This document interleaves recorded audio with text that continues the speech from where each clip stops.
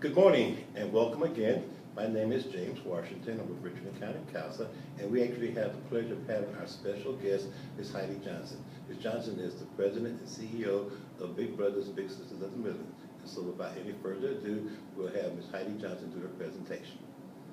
The mission of Big Brothers Big Sisters of Greater Columbia is to provide children facing adversity with strong and enduring, professionally supported one-to-one mentoring relationships that change their lives for the better forever.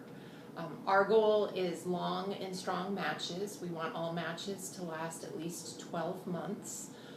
In our program, caring and concerned, carefully vetted volunteers from the community are matched with children ages 6 through 13 in our general community-based program.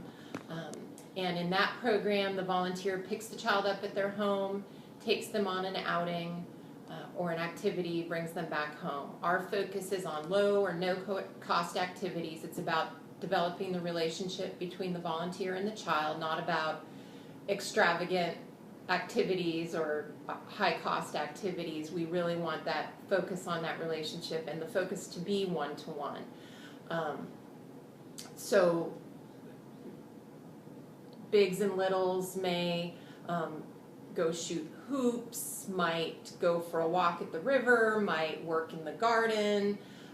We also offer occasional activities. For instance, we have our fall picnic coming up right now, so we invite several matches, and we do that in partnership with the Junior League of Columbia, and occasionally have tickets that become available that we make available to our matches. But again, the focus is really on developing that strong relationship between the big and the little. To tell a little bit about the children we serve, about 70–80% of them live in Richland County. About the same percentage come from homes with a single parent, often a single mom.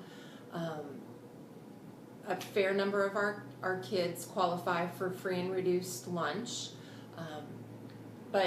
And we offer our services, there's no cost to the families,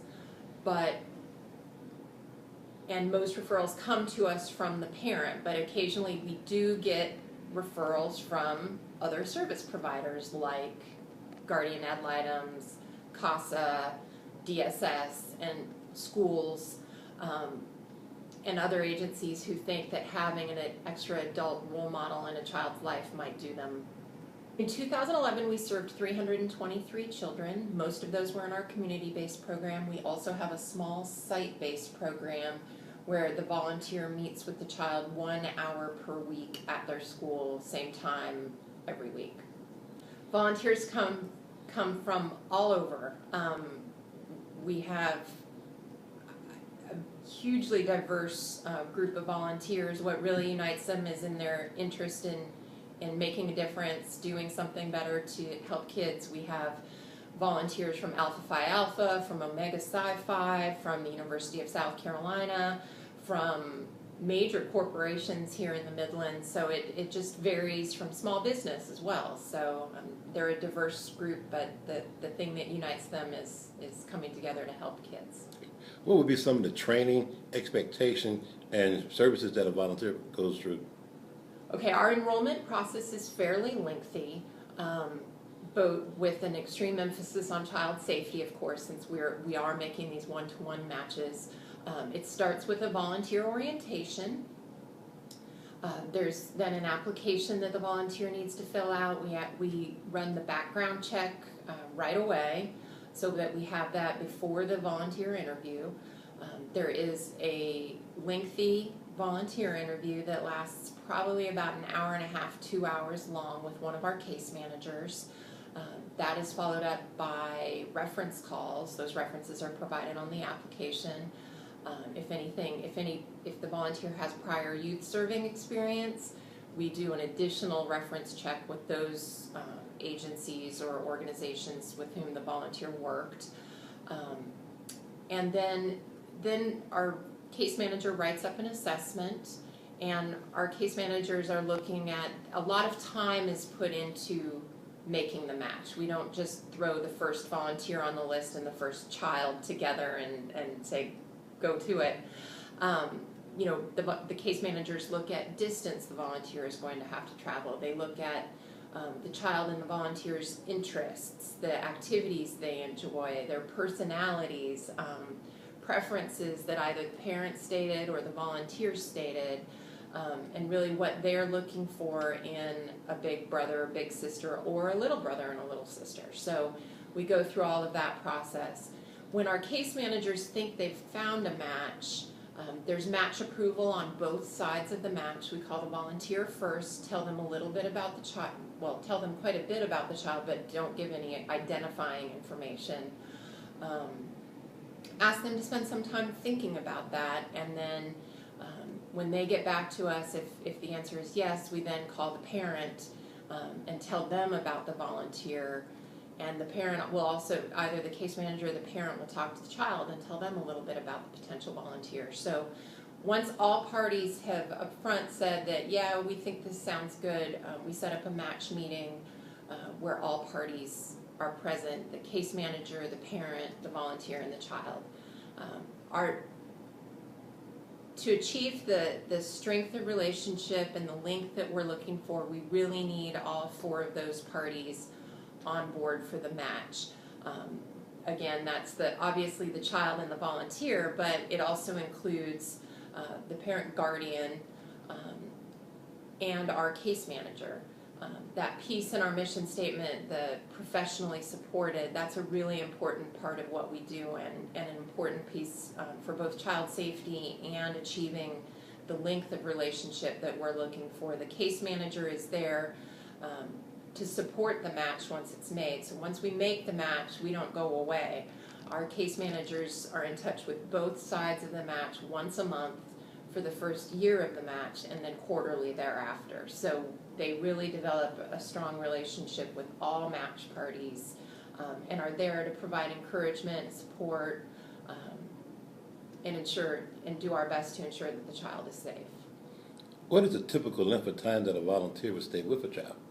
Well, we have a range right now. Our average match length is 27 months, so it's well beyond that 12 months. That 12-month period is really where the relationship has been shown to have a lasting impact on the child. So a lot of, some of, edit that out. Okay. It can actually be worse for a child to have a match that closes prematurely than to never have a mentor at all, because many of the kids, it's about consistency and being there. What we stress to our volunteers is, if you tell the child you're going to be there to pick them up, you need to be there to pick them up. If you tell the child, yeah, I'll see you next week, you have to make that contact to make sure.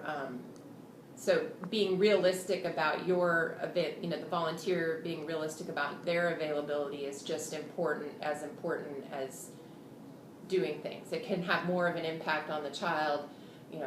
Maybe you wanted to, in your head you think, oh, I'm going to spend 3 hours a week with my little, but the realities of life can catch up. It's just as important that if you tell the little, I'm going to see you for an hour this week, that you show up and be there, and that can be, and then remain consistent about that. That's really important, that consistency and not letting that child down. Oftentimes, a lot of our children are these at-risk children to have therapeutic issues or needs. Are your volunteers skilled in doing behavior management or working on therapeutic issues with these children? Some of them are, some of them aren't, and that's something that our case managers are looking at. If we don't accept all children, if we deem that the behavioral or other issues that a child is experiencing are too intense for our program or better suited to some sort of professional treatment, we will say that. It doesn't happen all that often, but we try to provide the resources and make sure that the volunteer knows about the situation they're entering into to see if they're prepared. We certainly have, we're looking at the child's experience, but also looking at the potential volunteers' experience, and different volunteers are prepared to deal with more than others. So, did that answer your question? Yes, ma'am. Okay. Oftentimes, also, I understand that a lot of these children who have these long-term benefits or long-term involvement with volunteer, what are some of the payoff that you see after 27 months of a volunteer? Well, we're very proud of our outcomes, and Big Brothers Big Sisters of America has set up several ways to track those outcomes. One is our new youth outcome survey that we do with all children 9 and older.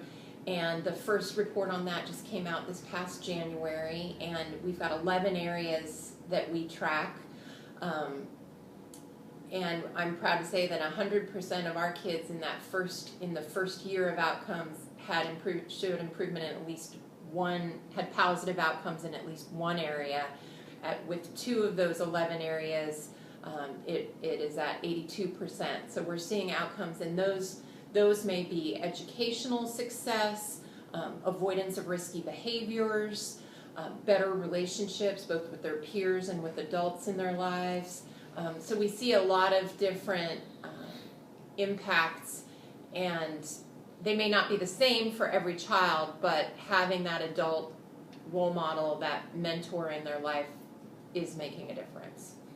Oftentimes, although they may not have inherent behavior issues, how equipped is a volunteer to assist a child who, say, has academic problems with behavior or discipline issues? Well, we encourage the volunteer to work with the guardian and our case manager.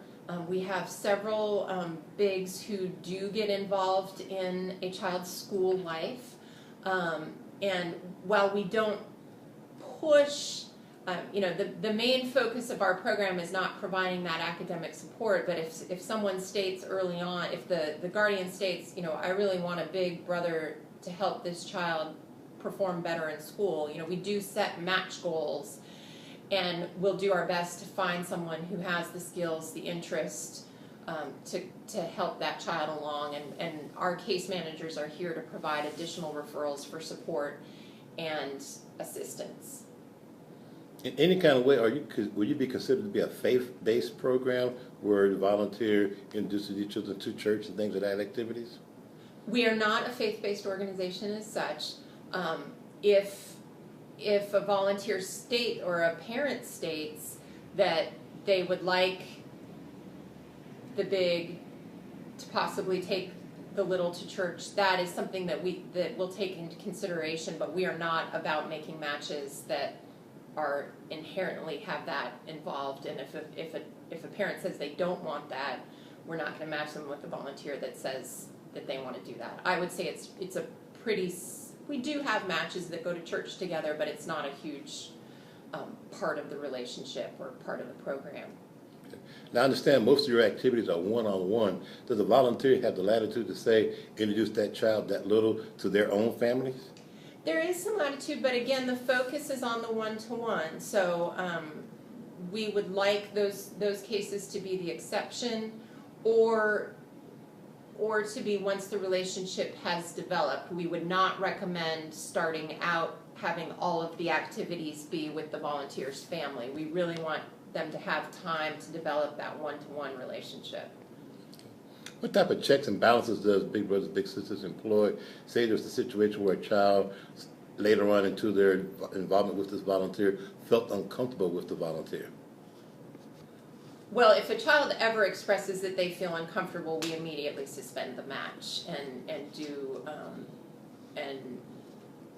start kind of digging into what's going on. Okay. That's part of that. That's a key piece of that professional match support, that monthly contact, that regular checking in. A big thing there is to make sure that you're hearing the same story from all parties. If you get 3 different stories about what happened when the big and little were together, that is a big red flag to us that something else might be going on.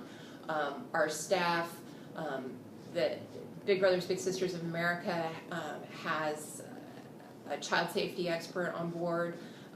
I have been through her training, passed much of that training on to the staff. We've got another staff member going through that training right now, so that there is staff expertise centered around child safety and quality assurance, and we have monthly lunch and learn sessions where we invite experts in, other community partners in, to talk to agency staff about child safety, youth development, and other issues, to make sure that our staff is as trained and informed as can be. Okay. So essentially, can you give us a rundown on expectations of a volunteer and what their job duties would entail? Volunteers are expected at a minimum to spend 4 to 6 hours a month in the community-based program with their little, with a goal of at least face-to-face contact at least twice a month. We have a lot of volunteers that do more than that, but on average, that's kind of what we expect per month. We expect that consistency that I already talked about. If you tell the child you're going to call, or tell the child you're going to show up, that there needs to be the follow-up. Developing that relationship with the guardian as well as the child, and with our case managers. We expect volunteers for that professional match support piece. When our case managers call, we need the volunteers and the parent guardians to call us back, because we need that continued conversation and checking in so that we can do our job to make sure the relationship is developing strongly and that the child is safe. Are volunteers allowed to go to schools and visit the children during school, like lunchtime, things of that nature? Well, we have our site-based program where that's solely what the volunteer does. We do it's a case-by-case basis. We would need to work with the schools to make sure the volunteer has access. If they're matched through the community-based program, we would have to work with the schools to make sure that the school is on board with the volunteer visiting them at school. Do you have currently any of such programs such as of now? The site-based program? Yes, ma'am. Yes, we've got a site-based program at, in January we launched a military mentoring program to serve children of military personnel, and we have a site-based program at C.C. Pinckney Elementary, and we're working with a couple of other schools in Richland District 2 to get that program up and running there. We will have a small number of site-based matches at Alcorn Middle School this school year, and we're looking at expanding the site-based. We hope that we can expand the site-based program in the future. Okay. Oftentimes, our children who enter foster care in a very transient state, would they be somebody that's good for your program? It really depends on the child and their situation. Children who are in a very transitory situation, probably not the best fit for our program, but we have served children in foster care, have accepted referrals from court-appointed guardians, and had successes from that. So it's really kind of looking at how long they expect, if it's expected that they will remain in the area. And again, that piece of having the guardian and or the parent on board. If it's a situation where the court-appointed guardian, where the child might be going back into care of the parents, we would definitely want to talk to the parents as well to make sure they were on board with having a big brother or a big sister. The last thing we want to do for one of these children is create more disappointment in their lives. So it would really involve a conversation between the guardian, our case management staff, to figure out if it is a good fit for our program. So are you saying ideally a child who's in foster care, in order to be an ideal candidate for Big Brother Big Sister, need to have some longevity in the program? Yeah, that's probably best. I'm thinking of the cases where we have had foster kids where it has worked and there is that expectation of longevity. Or if, we've dealt with cases where the child was going back into the home and everyone was kind of in the loop and on board, and it seemed to work well. So we do need some expectation that they're at least going to remain in the Richland-Lexington County area for the foreseeable future. Well, if someone wanted to get in contact with you, how would they be able to do so? Well, I encourage them to give us a call at 691-5700 and ask to speak to one of our case managers. If there's any questions, folks can ask to be transferred to me, and we can figure out, but our case managers are trained and ready to talk more about the program. Ms. Johnson, we want to thank you so much for your time and for the outstanding job you do with your program, and best of luck. Thank you very much. Ladies and gentlemen, this concludes our program. Thank you.